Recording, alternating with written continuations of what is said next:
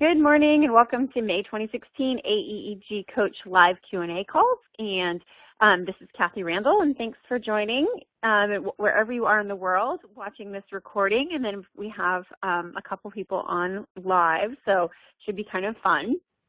So what I decided this month, I guess first I'll open up and just double check, Mary, do you have any burning questions other than how to get your software working? No, I don't. Not this morning. Thank you. Okay, cool. All right. So what I did is I just put together just a few, I think it's just 5 or 6 slides of just some examples of seizures. And I just think that this is, one of the questions that comes up the most, especially as we start monitoring more and more babies, is what is a seizure and what isn't, and some of the challenges, of course, that we have with aEEG. And I didn't really prepare a slide on the challenges of aEEG and seizures, but I think some of the things to remember about seizures, and I guess I can ask Mary and Louise here who are on the phone. So do you remember from some of the lectures that we've done or other lectures that you've attended, kind of what's the definition of a seizure? So I always say that seizures have to have certain characteristics. Do you remember some of those characteristics that we talk about in the lectures? One, I remember you said it was small and grew and then kind of voltage decreased as the seizure progressed. Yeah, exactly. So it has like a beginning, middle, and an end, and kind of the voltage and the amplitude of that seizure tends to kind of start small and then kind of build and build and build and build, and then kind of has a crescendo and then kind of decreases over time. So yeah, absolutely. Has a beginning, middle, and an end. Remember anything else? Rhythmic. Yep, definitely. That's the one that's so hard because there are so many other things that are rhythmic in the NICU. But yes, real seizures are rhythmic. And isn't both the bottom and the top kind of go up at the same time? Like on the tracing? Exactly, yeah. So usually we see an increase of the upper and lower margins, and it thins. Anything else? These are good. I'm impressed. You guys are doing awesome. And the other one that is the one of the limitations of aEEG is, as you remember, so in order to create the aEEG band, it takes 15 seconds of raw EEG before it actually creates one line of our aEEG. So what happens is that by kind of physiologic definition, seizures have to last 10 seconds or more. And aEEG only does a compression once every 15 seconds. So very, very small, short seizures are oftentimes missed on aEEG. And I think that as long as we acknowledge the limitation that may happen, but then most people would argue whether or not such a short seizure has neuronal, kind of or consequence. And so, like with such a short seizure, does it matter? But it is, in theory, we're missing some of the very, very short seizures that are short duration. So, but no, you guys got the big ones. Those are the ones that are most characteristic. So I put here just an example of a tracing, and so I always like to kind of do like my standard review, which is, we'll call this a term baby who's had an HIE event and who's having a event here and being monitored for some reason. And so let's look at his overall pattern. So on the left side, what do we think about that pattern? So if we start at the far left at 2319, is our upper margin, is it above 10? Yeah, it looks like about right at 10. Right at 10, right, with 12. A few little spikes above occasionally. And then the lower margin, is it above 5? 5. It's a little lower than 5, no? A little bit 3? Lower than 5. Yeah. So for a term baby, do we expect that margin to be higher for a term baby? Yes. Yeah, typically. So we would say that this is a discontinuous pattern. Would you agree with that? Yep. Yeah. Discontinuous. And then do you see any sleep cycling? No, I don't. No, none that are beautiful and obvious. For a term baby, we would expect them to be beautiful. And would you say that the pattern itself at 2319, would you say that the pattern on the left and the right are relatively the same? Would you call them both discontinuous, or is there any asymmetry between those? Well, they look pretty much the same, except for the bottom margin's a little bit higher, maybe on the, I don't know what side is this, right? The right side? Or not really, that minute detail. Yeah, it's definitely a small difference, but it's definitely it is higher. And if we had like a scale that they use, which is for preemies, usually they actually split out between 0 and 3 and 3 and 5. And so you'd say, oh yeah, that's a little bit of a discontinuous higher voltage on that right side and left. But they're both discontinuous. So one is not, sleep cycling away and doing normal things, and the other one is, not. So yeah, I would call them symmetrical. They're not identical, but they're definitely symmetrical in the sense that they're both discontinuous. And then as we move down a couple hours later, right, so we go towards midnight 0119, and midway through we have this area where we see this arching, right, this unusual thing. And then we've put the marker or the cursor in the middle of this, and what we've opened up is the actual EEG, so 10 seconds of EEG. So regardless of the kind of device that you have, you're going to have a way to do some sort of review, and you would place your cursor in the middle of some suspicious area, which we've done here. So we see here on the raw EEG, especially on the left side, what do we see? Spiky, rhythmic, lasting for more than 10 seconds. This pattern, right?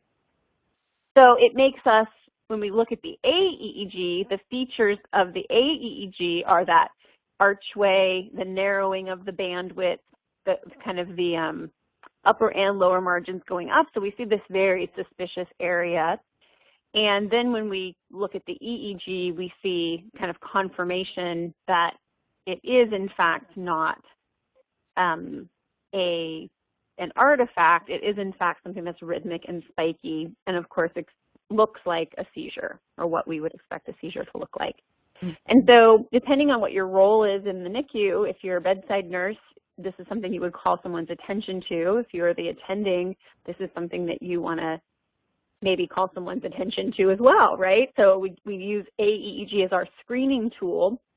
And with this kind of evidence, we may choose to treat, or we may not choose to treat, depending on what your kind of situation is and where you are. But this seizure, if we look at the little white hash marks on the time scale, so where we go from 0119 to 293949, this seizure, this elevated margin, is actually going on for about 10 minutes. So it's a very long seizure. And do you notice that it's actually more intense on one side than the other? Yeah, that's what I was going to ask. If you look at the raw, the left and the right are very different patterns. Yeah, so my guess is that this seizure is actually originating on the left, and the voltage of the seizure is so big that it's just carrying over to the right, and that the seizure is actually not happening at all on the right, but the electrical activity is so large that the electrodes on the right are actually picking up the electrical signal on the left. So they call that volume conduction. Babies' brains are very much a lot of fluid, and so electrical activity carries across them really well. So it's probably that the seizure is originating on one side. And so when we see a seizure on one side, and let's say the baby has been having apneas, what are the things that we start thinking of for this baby? What is probably the cause of this particular seizure?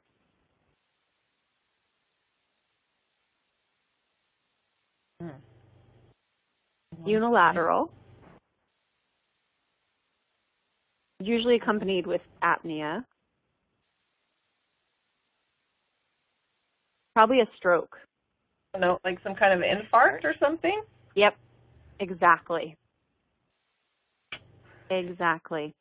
So typically HIE is going to be a global injury. It's very rare that HIE specifically is going to be showing up as a unilateral insult. It can be on top of a global insult. But when we see especially otherwise well babies who are having apnea, so these are admits from the newborn nursery, I would always look for stroke. So any kiddo who comes over from newborn with doing funky apnea, yes, we're going to rule out sepsis. Yes, we're going to do those things, but I also go looking for stroke. It's the #1 cause for apnea in an otherwise well child. So it's a great tool. aEEG is a great tool because it can give us some of this. And by using more than one channel, by looking at left and right, so putting on that extra pair of electrodes, gives us the ability to separate the hemispheres. And that's so important when we can do it, because then we can isolate things like this. Because if we only just put on the P3, P4, just single channel, which is what the old school aEEG would do, we would never see this.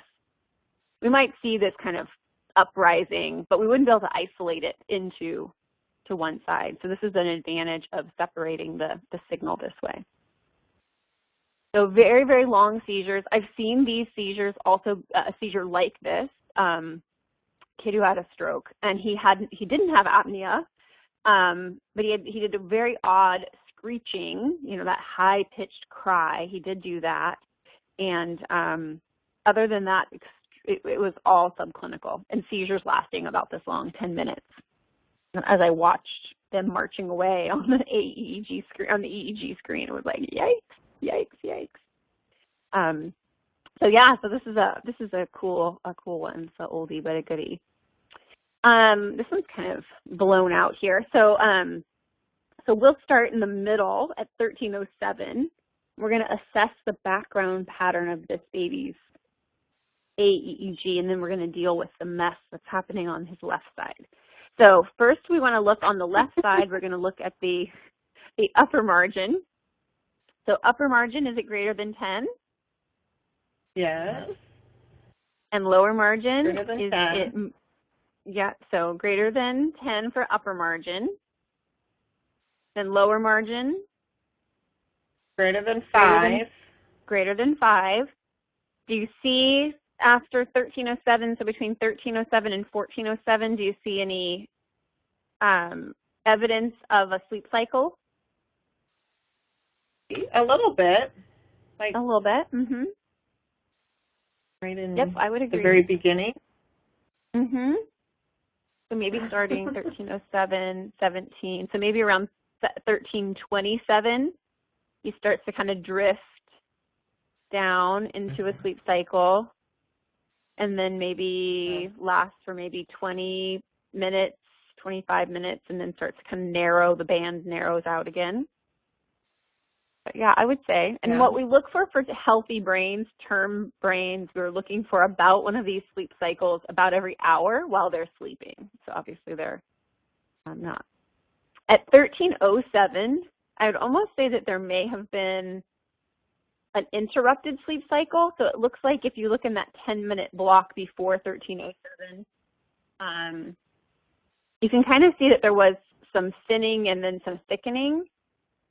And then it looks like something happened. Like it maybe got disrupted. Like he was going to go into a sleep cycle, but something happened.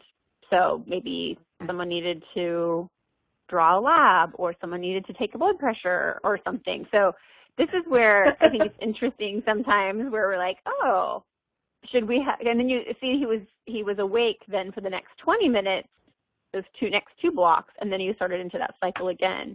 So my guess is that probably was an interrupted cycle. But this is where people say that using aEEG could help guide developmental care. I mean, I'm not sure, because no one put any markers on here, so we don't know. But I see that often, like these cycles that are disrupted. So we see sleep cycling. We see the left and right are pretty similar. They're not exactly the same, again, but they're similar patterns. And then we're looking at these suspicious areas. So definitely starting back before 1207, and I would say definitely more on the right side than the left side. There are some areas of concern, right, or suspicion that we might want to be looking at, right? So on the right side specifically, how many uprisings do you see that you might want to investigate? How many do you think there are there? I think one of these. 1, 2, 3, 4, 5, 6, 7, 8. There's a lot of little uprisings. Yeah, yeah. So we've chosen one right before 1207 to open and investigate, but certainly I agree that there are at least 7 or 8 others that if I could, I would go back through and investigate all of those. So when we look at the one where the red cursor is, it's taken the center point of that EEG. And what do we see on the raw EEG pattern? Sorry, my dog is barking, if you can hear that. Rhythmic. Rhythmic. Rhythmic, spiky. Spiky. Spiky. And that's a 10-second right side. Yeah, so this time on the right side, and very spiky, very rhythmic, not lasting 10 minutes like the other one, maybe only lasting 2 or 3 minutes in this particular case. Because again, we're just seeing the one slice of 10 seconds. So we would keep scrolling and scrolling, left and right to be able to see if all of this is seizure. But certainly this is spiky, rhythmic, and filling the whole screen with a pattern that's not interrupted by anything else. If you compare it to the left EEG that's right up directly above that spiky pattern, you can see that there's pretty normal brain activity. It's continuous, it's going plus or minus 25. It's all over the place. It's not interrupted at all. And if you look at the right side, there's this pattern that is just continuing, that doesn't have any of the features that the left has. It's just the seizures are just completely taking over. So yeah, if we were to take the cursor, if this was a live tracing and we were able to take that cursor, I would investigate all 8 of those, even very short minute or 2 increases, because certainly seeing this, I'm much more suspicious that all of those increases where the upper and the lower margin shift, even for just a minute or 2, are in fact seizures. And maybe even that very long period that's in that first block could very well be a seizure. Could be artifact, could have been that someone was actually putting the electrodes on, but until I go look, I won't know. And I think the challenge of this particular tracing is how normal the background is. So normal backgrounds are going to have these, momentary increases and decreases, and especially as we get over like to 1307 where we started, there's a lot of little baby uprisings, because the background is so variable, because the brain on top of these seizures is actually quite healthy. And I think that when we have healthier brains, seizures on aEEG become even more difficult to be able to identify, because the background is so variable. So don't ever get discouraged if on the background of a normal tracing, aEEG can be very difficult if the seizures are short. The advantage we have on this one is that the baby's happening to have multiple repeated seizures that causes this jaggedness on this for that hour, hour and a half, and that gave us the advantage to be able to identify that something funky was going on. And maybe a medication was given, because they certainly stop for some reason, kind of after 12:30-ish.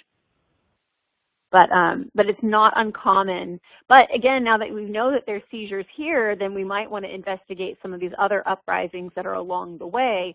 to see if the baby is having some very short seizures and repeated. So that for that first hour, we would call that status. But after that, there are some areas I might investigate, but certainly not thinking that there's status. Does that make sense? Yeah.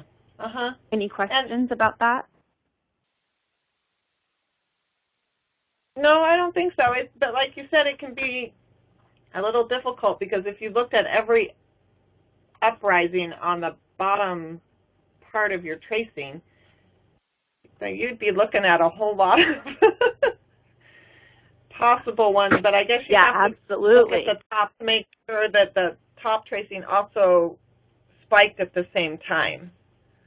Exactly. That would help you distinguish a seizure from just a normal variation or normal tracing. Yes. Yeah, and that's where it can get time consuming. Absolutely. And that's where I think if you see 2 or 3, I always figure where there are 2 or 3, there will be more. And that's where you start getting maybe some consultation because something is causing that brain to be very, very mad about something. Yeah. So whether it's infection, whether it's, something else, electrolytes, something that's manageable, certainly it is definitely worrisome. I'm sure you covered this in your main class, but do you treat the seizures off of the aEEG, or would you always get a full EEG before treating the seizures? Yeah, it's a really good question, and I think it's one that there's not a very standard answer. Most people, it depends on your resources, honestly. So if you have a tracing that looks like this, you have a neurologist who's willing to at least maybe eyeball a tracing like this, and some of them feel comfortable. It is true EEG that is being recorded, and you could say, at this time we know the baby was undisturbed, wasn't being padded. The limitation of aEEG, especially with seizures, one of the things we didn't talk about is most aEEG monitors don't have video. And so if these are unwitnessed, where someone can say no one was padding, no one was, it's hard to know if there's an artifact, rhythmic art. This is seizures, for sure. And most people would feel comfortable to probably manage this off of here, but it varies from hospital to hospital. Some places the neurologist feels comfortable reading the EEG from the aEEG machine, and they'll treat based on that. Some places would rather treat in the face of this and then get an EEG in the morning. Some places will use this to then escalate a stat EEG, and that all depends on what your resources are. But it's for the most part considered a screening tool to validate suspicions. So you see a baby with funky movements, or you have a baby who is very high at risk, then you can use this as a tool to guide. But there is really no right or wrong, and I think if I would just make sure that people are very clear that they document if they are going to make treatment decisions based on this. I would make sure that people are documenting what they saw well. That they saw rhythmic and spiky, continued times 1 hour, test dose of phenobarb given, pattern resolved, right? I would make sure that whoever is doing that is really documenting well, what they saw, what happened, what the result was, and what the plan is moving forward. But yeah, there is no universal decision. Most people consider it a screening tool, and they consider still the full EEG to be the diagnostic tool, and that most people will want to make treatment decisions based on that. But that's in an ideal situation where you have access to all of those things and resources when you need them with speed. If you don't, then I feel like it's okay to move forward using your best judgment, using the tools that are available to treat the baby that's in front of you in the moment. But you'll find variability. Other places in the world, they treat straight off of aEEG. In the U.S., people are a little more timid.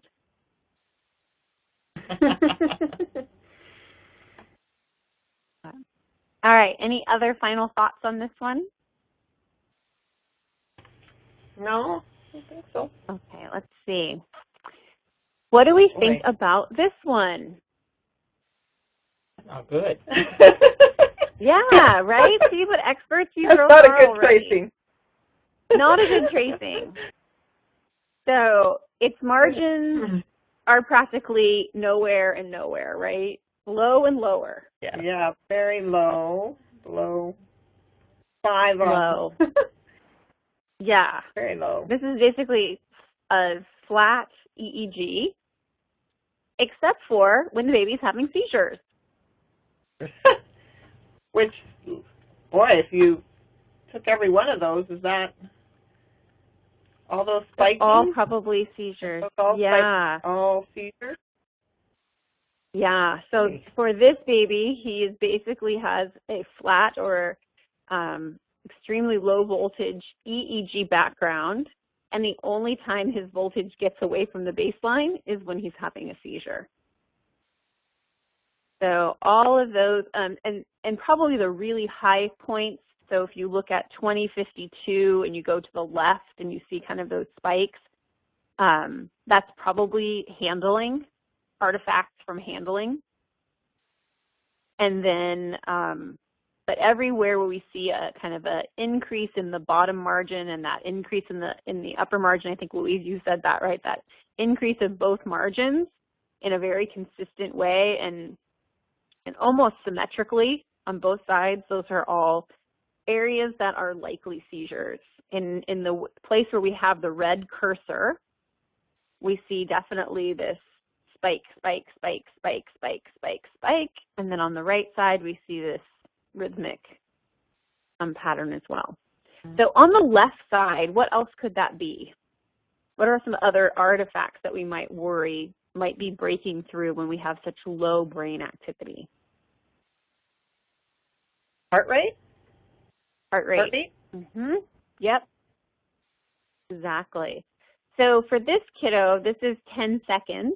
So if we wanted to see whether or not, so the EEG is 10 seconds, right? From the bottom, the aEEG is 3.5 hours. So what we could do is if you froze the screen and you counted out the beats or like the QRSs, right? You could see whether or not it matches what's on the baby's monitor. And so it's 10 seconds, right? If we counted, I don't know, here there's like 1, 2, 3, 4, 5, 6, 7, 8, 18, 19, 20, 21, 22. So this is 22 spikes. That would be a heart rate of 220. So unless the kid was in SBT, we would probably not be heart rate. But certainly it's a good thing when you see such a low voltage little baby spikes like that. It's always good to think about heart rate. That's a good one. The other would be high frequency. It usually is much more jagged than that. But if you had a high frequency vent, usually we see it on both sides, but certainly if a kid's turned one way or the other, and you could have a hertz of 220 easily. So sometimes we might see those things. When we have babies who have such low voltage brains, and if you're using needle electrodes, oftentimes heart rate pops through, and we will find it. The fact that these are coming and going is more kind of indicative of a kid in status, because those would be kind of continuous artifacts. They probably would not come and go for 5-10 minutes. So this kiddo is in status, but very low voltage because the brain is so injured. The seizures, so if we start at 1952 and we look on the right side, you can actually see that the seizures are quite high voltage there for a while. You can see them kind of pushing up, pushing up, pushing up, pushing up.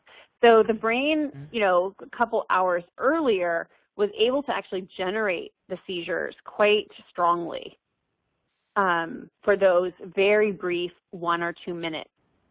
If this baby had a normal background, I don't know if we would have been able to even identify these seizures because they're so short. But because the background is so suppressed and the only activity is the seizures, we are actually able to see them there. So whether or not he got a dose of medication, no one notated on here, so we don't know. But it's likely that with all those seizures for that hour, maybe someone dosed him, which is why the seizures become lower amplitude, but don't go away. Or the brain was just giving up. So this is another now with those short example. seizures, Mm-hmm. I'm sorry. Yep. With those short seizures, No, go ahead. Seizures that you say are hard to identify, but would you see the spiking on the raw EEG if you happen to catch it as it was rolling by? Yes, you would. Absolutely. Yeah. And that's where some of the new tools that we have, the seizure detection software, when you are glancing away, the seizure detection software might trigger that for you. Because you're right. I mean, what are you going to do? Just stand and stare? Your whole shift, right? We can't. Like, we look down to chart something and we miss it, right? But yes, if you happen to be looking, this is why I recommend, even on the OBM, to always keep the raw EEG running. You know how you have the ability to toggle between the impedance and the EEG? And most places, nurses are documenting the impedance, and so what they do is they'll leave it on the impedance screen because it's faster for them to then document every couple hours. But if you leave it on the impedance trend instead of the raw EEG, you will miss this, the opportunity to see it if it's going by. So it's better to keep the raw EEG up. And when you say they document when you say they document the impedance, are they documenting the actual number or just the color? So some places do both. Some places do the actual number, so 2.2 or 0.7. Some places are doing the color, green times 4, green times 2, orange times 2. And other places are just documenting if it's less than 5 or less than 10 or less than 20, you know, whatever your thresholds have been set at. So we've done it both ways at places where I've worked. Okay. Mm-hmm. But it's one of the most important things, I think, because from a tracing point of view, the number one Achilles heel is keeping low impedance. When you use needles, it becomes a lot less critical than when you use hydrogels, because hydrogels have much more, risk for drying out, and they can be more easily dislodged and things like that. Needles tend to be pretty secure, and their impedance tends to be quite low. So if your standard practice is needles, I would make sure that someone's at least looking at the tracing hourly to make sure that nothing has become dislodged, because that can happen. There's no alert, so that sometimes happens. And then I would at least verify that you have good contact with everything at least every hour or two. You could even go 3 if you have needles and you've got a stable tracing. But I've seen them get dislodged, and then you end up having nothing to review for several hours. So I think it's better to get people to thinking of it like a vital sign. Like, you're doing your vitals. This monitor is a vital sign. This is a vital sign monitor. It's a brain monitor. You should be checking to make sure you have good signal. And impedance is the quickest way to do that, because if it's dislodged, it'll give you red.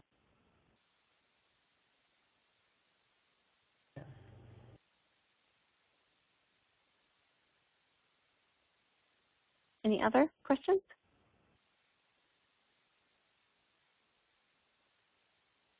No. Okay. Let's see here. Not good. Not good again. Yeah, so sometimes very low. when very low voltage. Yeah, exactly. Very, very low voltage. And kind of hard to see, but it looks like there's this little fine where the red kind of marker is. You can kind of go left and right of there, and you can just see these ever so subtle uprisings, uprisings, uprisings, uprisings, again, upper and lower margin. And then when we look at the EEG, we see an extremely subtle, a little bit of a rhythm. Now, again, this is where I would get help. You know, is it significant enough to treat? you know, I don't know. I think these are where, you know, you've got a extremely injured brain, and these little seizures are probably just, you know, a reflection of how sick the brain is, and whether or not treating them will make things worse or better or help anything. I leave that to the neurologist to decide at that point. But certainly the brain is, for that first hour and a half, is certainly in status. And then you see it pretty much just go to nothing. And you see someone's notated here, question mark seizure. They have the same wonderings. That's a good one. I always love that. Question mark seizures. This looks like just a different, someone's just taken a snapshot at a different spot. See, this time on the bottom half, you can see the spike coming through. Mm-hmm. Very low amplitude, but also very low frequency. So we might be at the end, you know, kind of where it's dying out, you know, that crescendo, decrescendo may be spreading out. So there may be a better spot to the left of that. But certainly you can see it. But you can see when it's so low voltage, they're tiny. Yeah. Teeny, teeny, tiny. So let's talk about one that's a good fake out for us. So if we look at the overall pattern here, we have a upper margin that is above 10, a lower margin, what do you think? On the, we could do the left side Sometimes first. it's above 5, sometimes it's below. Yeah. So it has a lot of nice variability. We'll give the brain that, right? Has some variability, but it's definitely not all above 5. So I think we would still call it a discontinuous pattern where there's this mixing of high and low voltages. So it's not continuously above 5 and above 10, but a little bit of a discontinuous. Do we see any sleep cycling? No, not really. Especially not on the left. The right kind of fakes you out for sleep cycling, where you kind of see these uprisings where it goes thin, thick, thin, thick, thin, thick, thin, thick a little. But you have these very weird changes to the bottom margin, right? These shifting of the bottom margin. Yeah. And only on one side, not both sides. Yeah. Now, one of the things we talked about in the very beginning was for seizures, we would have an increase in the upper and the lower margin. So on the right side where we have this markings of 5, 6, 7, 8, 9, like kind of in between them all, we have these uprisings. Do you see it's the uprising of only the lower margin? Yeah. And not the upper margin. So we've seen a lot of other ones where we see the upper and that lower margin. This time it's only that lower margin. And we don't have snapshots of all of them, but we do have the one that's here where the red marker is. And when we open that up, look what we see. Is it spiky? There's some kind of interference? Yeah. Or some kind of... Yeah, this is muscle. Oh. This is muscle artifacts. I like to call it fast and fuzzy. So see how it's so scratchy, scratchy, scratchy, scratchy, scratchy on the right side especially, not on the left, which is where we're seeing this funny uprisings. So one of the most common causes of this, and I have no idea I wish I knew what all of these event markers were, but somebody is marking something. So this uprising is caused by a muscle artifact. So when the electrodes get too close to either the frontal muscle, like the frontalis muscle, or the muscle that runs right over your ear, like your TMJ muscle, when the electrodes get too close into that muscle, every time the baby is crying or sucking, you're going to flash off this muscle artifact. So when people are inserting the needle, are you guys using needles mostly? Yeah. Yes. or a mix? No, we're using needles. Mostly needles. So one of the things when you're doing Yes. your measurement and you get those two spots, many people use that spot, where the insertion spot or the location spot. Many people make the mistake of using that dot as the target, and they insert the needle into that dot. What happens is that 12 millimeters of that needle, if you insert it into the dot and you allow that to go down towards the ear, many times you're going to pick up this muscle artifact. Because the needle itself is the conductive surface, and you're getting closer and closer to the muscle. So what I like to recommend is that people actually start a couple millimeters above that spot. So did I say 12 centimeters? Sorry, 12 millimeters. The needle's 6 or 12 millimeters. God forbid if it was long like that. But if you put the needle a little bit above the spot, then the actual needle itself will run through that spot. Does that make sense? Yes. Yes. You mentioned that to me before, so that's what I taught. Oh, okay. That's what we taught our staff to do. Great. Yeah. So this is what will happen when they get a little low. So this happens with hydrogel too. People put it a little low, because if you actually take your fingers and you put it right above your ear and you bite down on your jaw muscle, if I couldn't be there with you, I'd be like, make sure you're touching your head. So if you bite down, you can feel it, and if you keep moving up, you move it and you don't feel it anymore.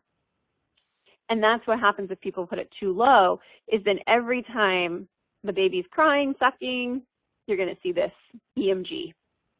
And it will cause a very weird, disrupted aEEG band every time that muscle flashes off. Isn't that crazy? One of like the biggest, like one of the weirdest ones it makes on there. But it looks like seizures. But then you know, oh, but the top of that arch is not happening. Okay, so the upper margin is not going. It's just lower margin. What is going on? And then you go in there and you find this fast and fuzzy. And then you know it's muscle. Or if someone gets too far forward, like the baby has a contusion or has a lot of swelling, so somebody decides they're going to move forward, they get close to that frontal, and then you get eye movement and eyebrows and all sorts of that. You might pick up on muscle artifact there too. So is this helpful? I'm hoping. Yes, it's helpful. It's a good review, a good reminder. Yeah, no, because I think it's the thing that stresses us out the most is trying to find these seizures, or trying to just convince ourselves one way or the other. It is or it isn't. It is or it isn't. And it's suspicious until we look at the EEG, and even on the EEG, we have to make a decision. And then from there, it's about what your procedure is for consulting, your other resources. And, as the bedside nurses, we should be contacting our providers, and the providers, if they're unsure, they should go to their next resource. So either someone who's more experienced at aEEG, or someone who can maybe make a more definitive call of the raw EEG, or to guide them towards treatment, guide them towards a different diagnostic tool, or maybe thinking of something else. Maybe it's imaging or something else to kind of rule in or rule out some other things that we get suspicion about. You girls did awesome. You guys are doing amazing, amazing, amazing. So I put here that the next call should be June 27.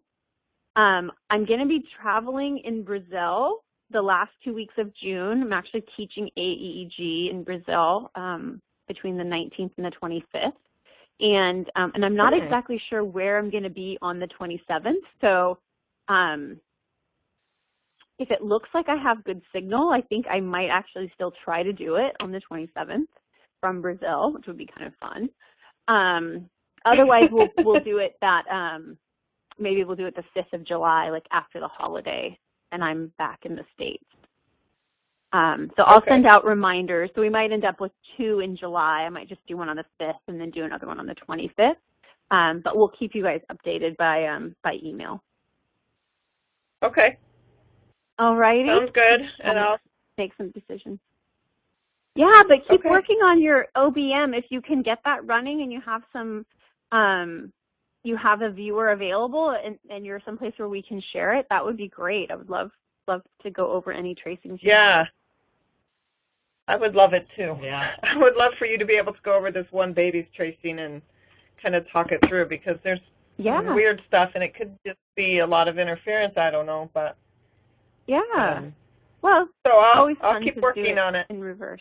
Okay, yeah. And if you go to AnyMeeting.com, you can, there's a little bit there, so if you do get your IT guy and you want to get some help in installing the back end, there's even like a support page, I think, that AnyMeeting you can do. But that's the platform we always use is AnyMeeting. If they have a preferred, if they have a different screen sharing software that they'd rather use, I'm happy to use that to install it and to record a call that way too. So if the hospital has an approved screen sharing that they would rather, then we can use that if they can give us access. Okay. All right. Sounds good. All right, Thank ladies. You very thank much, you Kathy. so much. All right. Have a great Thank week. You. Okay. You too. Bye. Bye. For 3 months now in a row, I've been the only one.